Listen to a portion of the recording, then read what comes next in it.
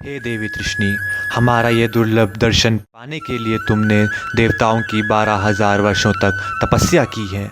इससे हम अति प्रसन्न हुए हैं। हे देवी, हमारा दर्शन कभी निष्फल नहीं होता, इसलिए वर मांगो, हम प्रदान करेंगे। हे जगदीश्वर, यदि आप मुझसे प्रसन्न हैं तो मुझे एक वर दीजिए कि आप मुझे पुत्र रूप में प्राप्त हों। तथास्तु। यदि आपको मुझे पुत्र रूप में पाने का पूरा लाभ उठाना है तो पुत्र मोह त्याग कर मेरे प्रति ब्रह्म भाव की ही भावना रखना। इससे आपको इस जन्म में मोक्ष की प्राप्ति होगी। हे जगदीश्वर, यदि मुझ में मोक्ष प्राप्त करने की लालसा होती तो उसी दिन वरना मांग लेती। नहीं प्रभु, मुझे मुक्ति नहीं चाहिए। मुझे तो केवल आपके साथ माँ और बेटे का अटूट बंधन चाहिए। वात्सल्य और मोह की जंजीरों से मैं आपके साथ बंधी ही रहूं, यही मेरी लालसा है।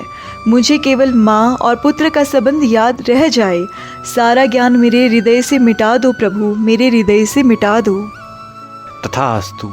हे माता, जब मैं गोकुल से अपनी लीला समाप्त करके लौटूंगा तब मैं आपको मनवांचित मातृत्व का संपूर्ण आनंद प्रदान करूंगा। मेरी माया के प्रभाव से आपको ये सब बातें याद नहीं रहेंगी।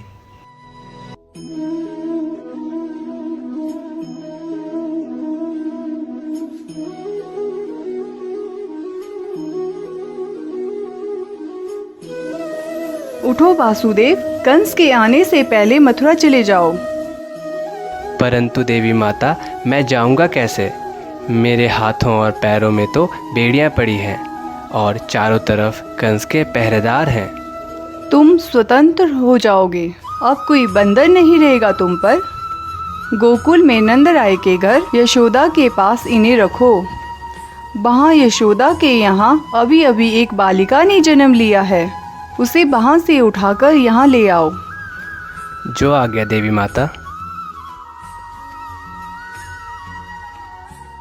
टोकरी में बालक रख वासुदेव ने प्रथम प्रयाण किया। चल पड़े मथुरा से गोकुल की ओर अपने मित्र नंद के घर। बारिश की आधी रात थी, यमुना नदी पार करनी थी, पानी सर तक आने को था। वासुदेव ने इष्ट को याद किया। तभी कृष्ण ने अपने अंगूठे से यमुना स्पर्श किया। उफान में उछलती यमुना ने तुरंत रास्ता दिया।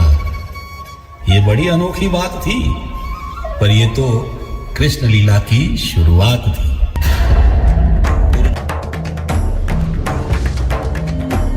सावधान, राजाधिराज महाराज कंस पधार रहे हैं।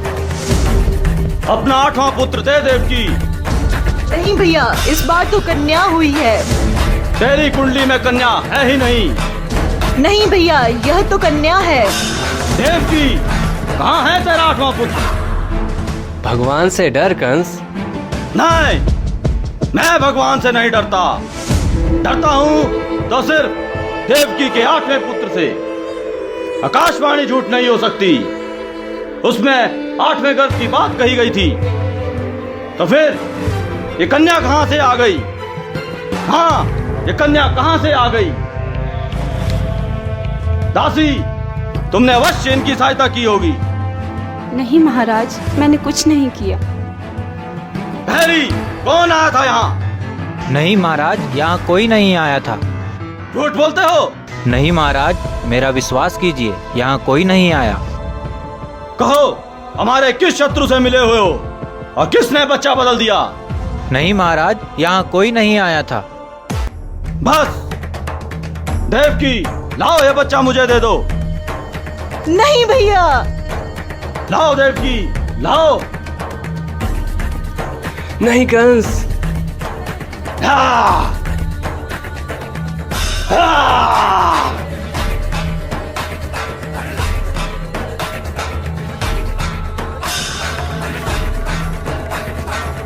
भजमन नारायण नारायण नारायण, भजमन नारायण नारायण नारायण। त्रिलोकीनाथ के चरणों में ब्रह्मपुत्र नारद का प्रणाम। कल्याण हो नारद, बड़े आनंद विभोर दिखाई पड़ते हो, क्या कारण है? आप तो सर्वज्ञ हैं, आप सब जानते हैं। आजकल मैं मृत्यु लोक में रह रहा हूँ, जहाँ पर भगवान श्री कृष्ण अपनी बाल रूप में विराजमान हैं। बस उनकी बाल लीलाओं का स्मरण करके ही शरीर में रोमांच उठता है। नारायण नारायण। वाह नारद, तुम्हारे मुख से उनकी लीलाओं का विवरण सुनकर हमारे अंतर्मन में भी लालसा जाग उठी है कि पृथ्वी पर जाकर अपने स्वामी के दिव्य आवाल स्वरूप के दर्शन करें। नारायण नारायण। प्रभु, यह कैसी लीला है? जब भी भगवान श्री कृष्ण आपके बारे में चर्चा करते हैं तो आपको अपना स्वामी कहते हैं। प्रभु, इस संबंध की व्याख्या शेष, ब्रह्म, सरस्वती इत्यादि भी नहीं कर सकते। नारायण नारायण। हर बात की व्याख्या संभव नहीं होती है नारद। प्रत्येक कल्प में जब भी वह अवतार धारण करते हैं तो हम धरती पर जाकर उनके दर्शन अवश्य करते हैं। ऐसे दर्शन और कभी भी नहीं होते। जय सच्चिदानंद। नारायण नारायण। भजमन नारायण नारायण नारायण। भजमन नारायण नारायण नारायण।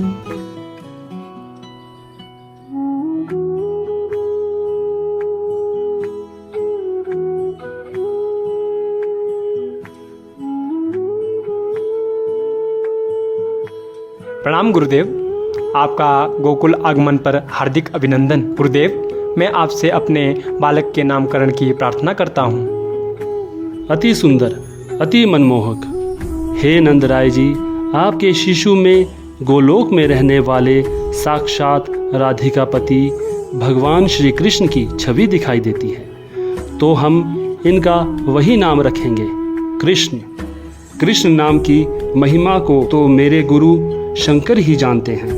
उन्हीं के मुखारविंद से मैंने इस नाम का रहस्य जाना है। मेरा मन भी इस उत्कंठा को जानने के लिए उत्सुक और अत्यंत अधीर हो रहा है गुरुदेव।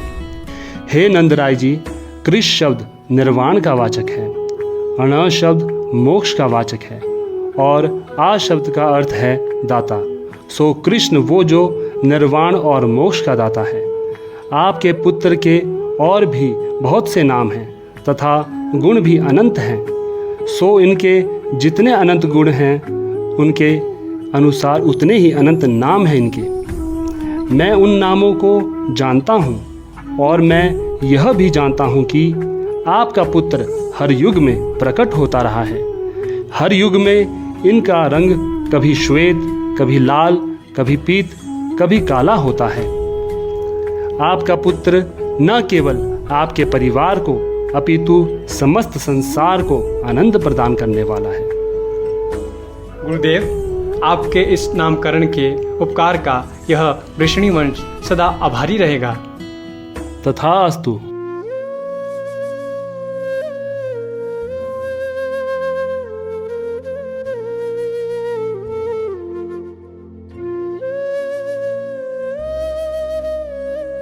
अलख निरंजन, अलख निरंजन। कहाँ हो प्रभु, कहाँ हो?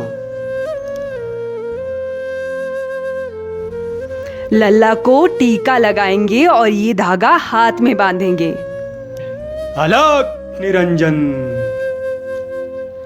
लगता है घर पर कोई नहीं है। प्रणाम बाबा। बाबा, किसे बुला रहे हो? गृह स्वामिनी को माई। भिक्षा चाहिए? हाँ माता। यहाँ तो कोई नहीं दिखता। बाबा, तुम हमारे यहाँ चलो, मैं आपको भिक्षा दूंगी। माता, आप? हाँ, अन्न, धन, वस्त्र जो चाहिए वह मिलेगा। नहीं माता, हमारा एक नियम है। हम एक ही द्वार पर जाकर अलख जगाते हैं। अगर वहाँ मिले तो अच्छा है, यदि कुछ ना मिलने पर हम दूसरे द्वार पर नहीं जाते। हे भगवान, तो क्या भूखे ही रह जाओगे? हाँ मैया, जैसी प्रभु की इच्छा।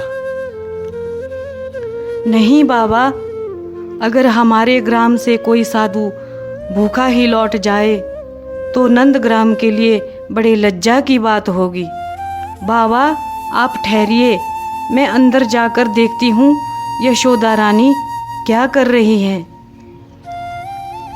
अलख निरंजन, प्रभु के दर्शन किए बिना तो नहीं जाऊंगा। यशोदा रानी, अरे ओ यशोदा रानी। आओ काकी, क्या है? यशोदा रानी, तेरे द्वार पर कब से एक योगी भिक्षा के लिए खड़ा है, जल्दी से उसे भिक्षा दे दो। कोई बड़ा महात्मा लगता है। अच्छा, लो दासी, तुम लल्ला का ध्यान रखना, मैं अभी आई।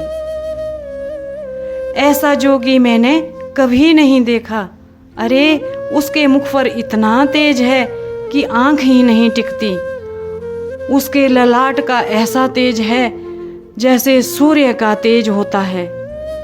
और देखो कितना कड़ा नियम है उसका। जिस द्वार पर खड़ा होता है वह वहीं से भिक्षा लेता है और भिक्षा ना मिलने पर भूखा ही लौट जाता है। अच्छा अच्छा काकी। आटा, चावल, दाल, चना, गुड़, घी सारी वस्तु रख दी है मैंने। 2-4 दिन के लिए पर्याप्त होगी। चलो। यशोदा रानी, भिक्षा के लिए थोड़ा सा धन भी रख ले।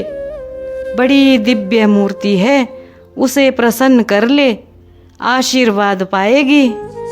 अरे हाँ काकी, मैं तो भूल ही गई। बड़ी दिव्य आत्मा है ना, इसीलिए मैं ये मोतियों की माला ही रख देती हूँ।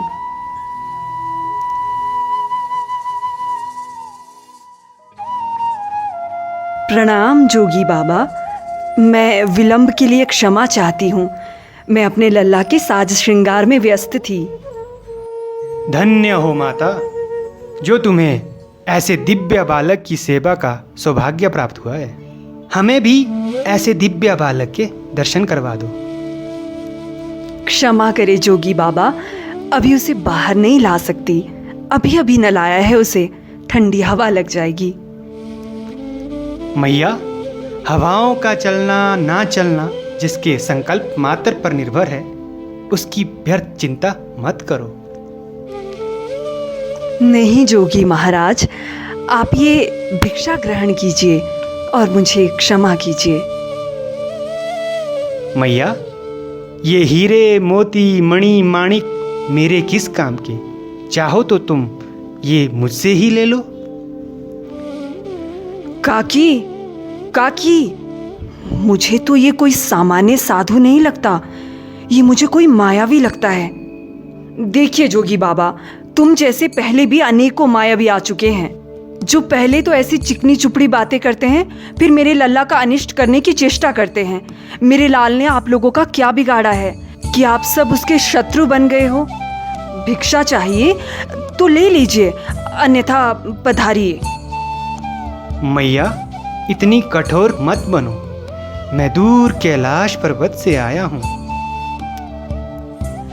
अगर कैलाश से आए हो तो वहाँ साक्षात शिव के दर्शन करते, यहाँ क्या काम है? साक्षात भोले बाबा के दर्शन करना तो बड़ी बात नहीं है, लेकिन इनके दिव्य वाल स्वरूप के दर्शन करना अति दुर्लभ है। इन्हीं का प्रेम मुझे यहाँ खींच लाया है मैया।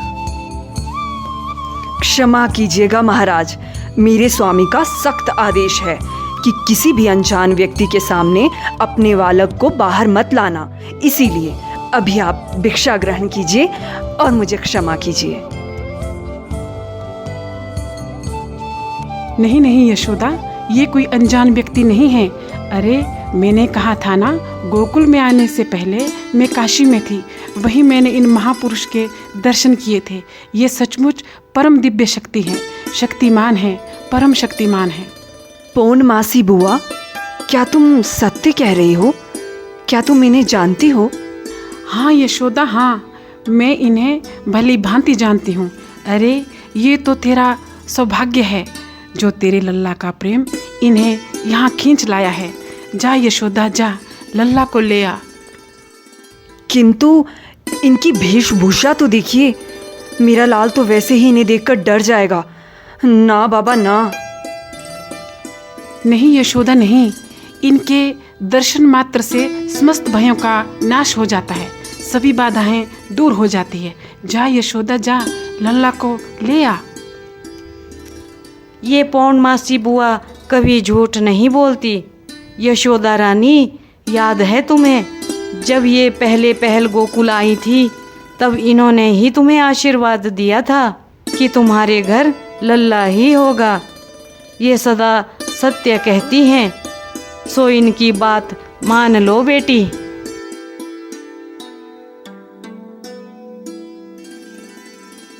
चल लल्ला, कोई तेरे दर्शन के लिए आया है।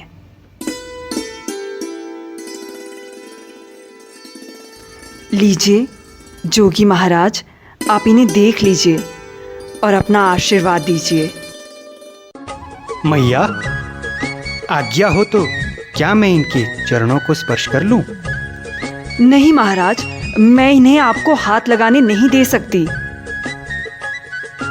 प्रभु, पहले मैं आपके चरणों की रज तो ले लूं।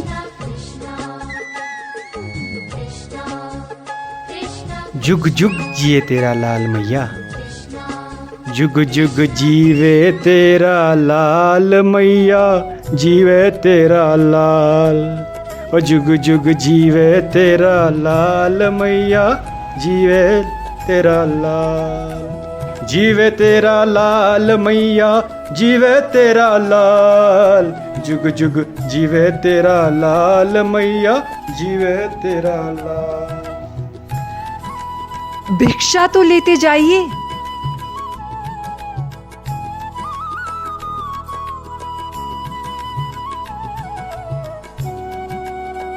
फल ले लो फल, वृंदावन के ताजे ताजे फल। फल ले लो फल। ओ भाई, फल ले लो। नहीं माँ। सुबह से बोहनी भी नहीं हुई, बहुत मीठे हैं, सस्ते में दे दूंगी, ले लो। नहीं माँ, नहीं चाहिए। जैसी प्रभु की इच्छा। फल ले लो फल, वृंदावन के ताजे ताजे फल। फल ले लो फल। मैया, क्या ये फल मीठे हैं? हाँ, बहुत मीठे हैं, लोगे? हाँ। कितने? तुम कितने दोगी? तुम जितने फलों का मोल दोगे उतने फल दूंगी। मोल? ये मोल क्या होता है? मोल नहीं समझते? नहीं। कितने भोले हो लल्ला। किसी से कोई वस्तु लेने पर उसके बदले में कुछ देना होता है, उसे ही मोल कहते हैं, जैसे कि धन। धन? ये धन कौन सी वस्तु होती है? इस नाम की कोई भी वस्तु मेरे पास नहीं है। तुझे नहीं मालूम? नहीं। जा मैया से ले आ। मैया तो जमुना स्नान को गई है। घर में कुछ धान है? हाँ है। जा थोड़ा सा धान ले आ, वही मोल होगा। मेरी मैया तो मुझे कितनी वस्तु देती है, पर कोई मोल नहीं लेती। ग्वाली ने इतना माखन देती है, पर कोई मोल नहीं लेती। हाँ, केवल इतना कहती है, हमारी गोद पर बैठकर हमें मैया कह दे। तुम्हारी गोद पर बैठकर तुम्हें भी मैया कह दूँ तो क्या फल दोगी? तुम कितने भोले हो लल्ला। मेरे भाग्य में नहीं कि तुम जैसा मनमोहक मेरी गोद में बैठकर मुझे माँ कहे। क्यों? क्योंकि मैं एक चांडाल जाति की हूँ, एक चांडाली, और तुम जैसे उच्च जाति के बालक को मैं अपनी गोद में कैसे बिठा सकती हूँ? ऐसे? अरे लल्ला, क्या करते हो? किसी ने देख लिया तो अनर्थ हो जाएगा। क्या हो जाएगा? चंडाल क्या मनुष्य नहीं होते? मेरे तो सारे सखा भी छोटी जाति के हैं। तू तो मेरी मैया जैसी है। अरे लल्ला, तू तो मुझे जादूगर लगता है रे। तेरे आने से तो मुझे ऐसा लगा जैसे मेरी आत्मा की गहराइयों में प्रकाश सा फैल गया हो। अब इससे अधिक मोल मुझे इस जन्म में और कौन देगा। ले ले लल्ला, ले ले, तुझे जितने फल चाहिए उतने फल ले ले। मुझे तो सारे फल चाहिए। सारे? अच्छा। रुक जा मैया, मैं तुझे बहुत सा धान लाकर देता हूँ। अरे लल्ला, अब किसी धान की आवश्यकता नहीं है रे, तूने जो दिया उतना बहुत है।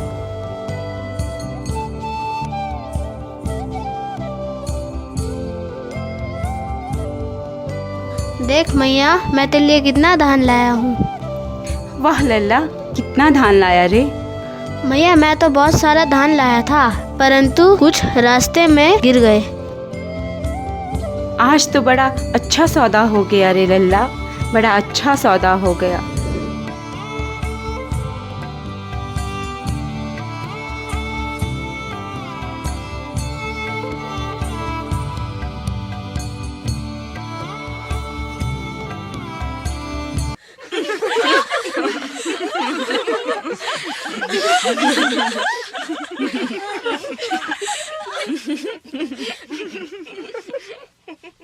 मैं विशेष रूप से उसके लिए दूधली गाय का माखन निकालकर घर के प्रांगण में ऐसे स्थान पर रखती हूँ जहाँ आते जाते उसकी दृष्टि पड़ जाए, और घर का मुख्य द्वार भी खुला रखती हूँ ताकि वो सीधा अंदर आ जाए। देखो, मैंने तो माखन का कटोरा अपने हाथ में ही रखा है। अरे वो तेरी गाय का माखन क्यों खाएगा, उसे तो मेरी लाची गाय का माखन पसंद है। अरे सुना है यशोदा के लल्ला ने बसंती के घर में माखन चोरी किया है।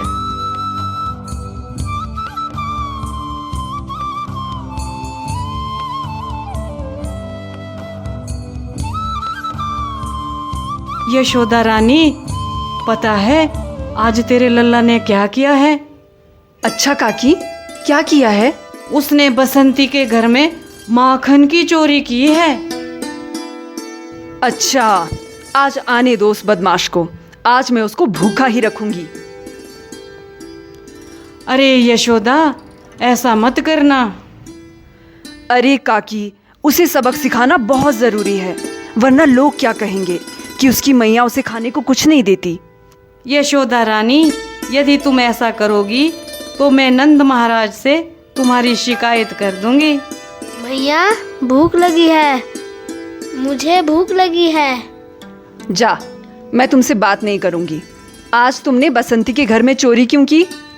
मैया, मटकी फोड़ूं? देखूं तो कैसे फोड़ते हो। मटकी फोड़ूं? जा, तोड़कर दिखा, देखती हूँ कैसे तोड़ते हो। बहुत नटखट हो गए हो तुम, पूरी की पूरी मटकी फोड़ दी और सारा का सारा माखन भी गिरा दिया। चलो अभी तुम्हें सबक सिखाती हूँ, आओ इधर। आज मैं तुम्हें दिन भर इस ओखल से बांध कर रखूंगी। जब पूरा दिन धूप में तपते रहोगे ना, तब देखती हूँ तुम ये सब कैसे करते हो। सारा दिन इस ओखल से बांध कर रखूंगी। अरे अरे, कितना बड़ा पेट फुलाते हो। अरे दैया, क्या कर रहे हो? पेट फुला रहे हो ना। अब तो मैं हार गई, अब तुम ही कुछ रास्ता निकालो। मैया, मैं बांधूं? ले, बांध। लो मैया। ये हुई ना बात। जब तक मैं यमुना स्नान से वापस ना आ जाऊं, तुम यहीं बंधे रहोगे। यही तुम्हारा दंड है।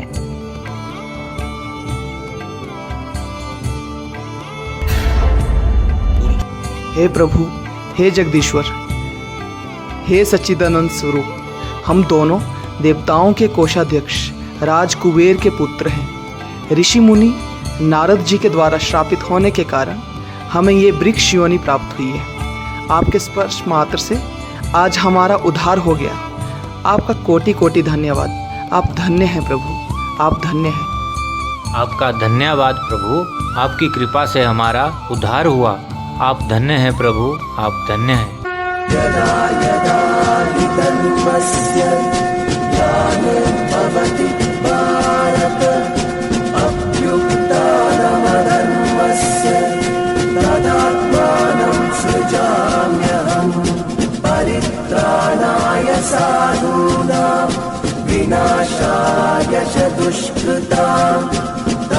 संस्थापनार्थाय संभवामि युगे युगे।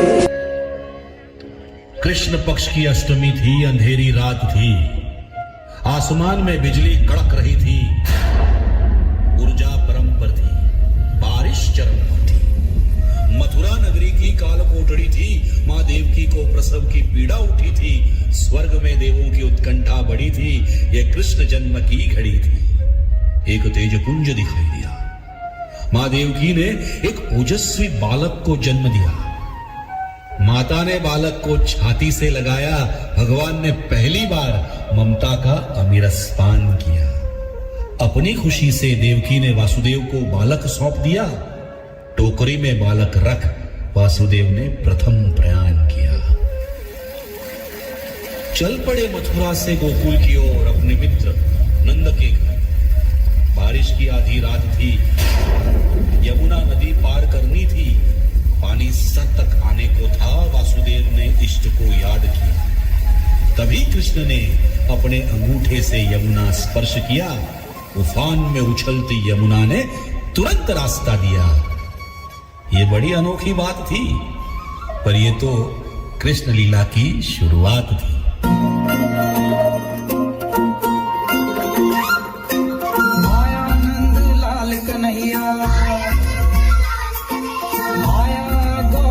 कन्हैया